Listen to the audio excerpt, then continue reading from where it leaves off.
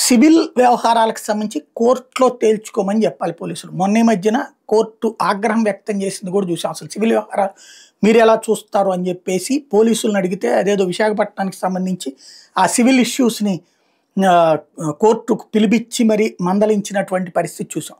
కానీ రాజకీయ ప్రతీకారాల కోసం సివిల్ ఇష్యూస్లో కూడా ఇన్వాల్వ్ అవ్వడం నడుస్తోంది. కాకపోతే ఇక్కడ సివిల్ ఇష్యూస్లో రాజకీయ నాయకుడు చేరినప్పుడు న్యాయం జరగాలంటే పోలీసు పాత్రే అవసరం అన్నటువంటిది మరొక వైపున ప్రభుత్వం వైపు నుంచి చేస్తున్నటువంటి అనధికారిక వాదన, కోర్టులో కాకుండా బయట చెప్పేటటువంటి వాదన. తాజాగా కర్నూలు జిల్లా మంత్రాలయం ఎమ్మెల్యే బాలనాగిరెడ్డి బామ్మర్ది వైకాపా జిల్లా కార్యదర్శి మురళీమోహన్ రెడ్డి మీద ఈ నెల 2న కేసు నమోదైంది. ఏందో ఆయన మీద కేసు అంటే విశ్రాంత డిఎస్పీ భాస్కర్ నాయుడు కంప్లైంట్ చేశారు. ఈయన అక్కడ ఒక స్థలాన్ని తినేశాడు అన్నటువంటి కందకూరులోని సర్వే నెంబర్ 312లో 2 ఎకరాల భూమిని తన పేరిట మార్చుకున్నారన్నటువంటిది. ఇది సివిల్ కేసుగా కాకుండా ఫోర్జరీ కేసు కిందకి కన్వర్ట్ చేసి ప్రస్తుతం అతని కోసం గాలిస్తున్నా, అతను పరారీలో ఉన్నాడు.